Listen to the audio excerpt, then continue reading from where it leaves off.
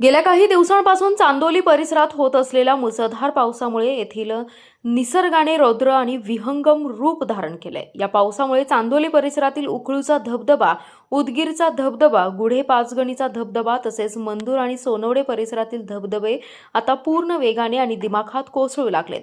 सुमारे 300 फूट उंचीवरून फेसाळत पडणारे हे पांढरे शुभ्र धबधबे आणि आजूबाजूला पसरलेली गर्द हिरवाई सध्या पर्यटकांना चांगलीच भुरळ घालतीये। या परिसरातील धबधब्यांचं सौंदर्य जितकं अथांग आहे तितकंच तिथे पोहण्याची वाट खडतर आहे। काही प्रमुख धबधब्यांपर्यंत पोहोचण्यासाठी पर्यटकांना 3 ते 4 किलोमीटर जंगलातून पायपीट करावी लागते।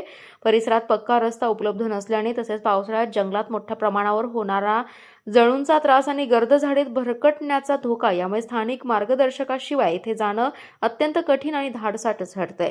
चांदोली धरण आणि चांदोली राष्ट्रीय उद्यानाला लागूनच हे सर्व निसर्गस्थळ आहे, त्यामुळे या भागात पावसाळी पर्यटनाच्या दृष्टीने प्रचंड मोठी क्षमता आहे। प्रशासनाने जर येथे पोहोचण्यासाठी सुरक्षित मार्ग आणि इतर आवश्यक प्राथमिक सुविधा उपलब्ध करून दिल्या तर उखळू धबधबा हा राज्यातील पावसाळी पर्यटनाचे एक प्रमुख आणि सुरक्षित केंद्र म्हणून नावारूपास येऊ शकतं, अशी मागणी स्थानिक आणि निसर्गप्रेमींकडून होत आहे।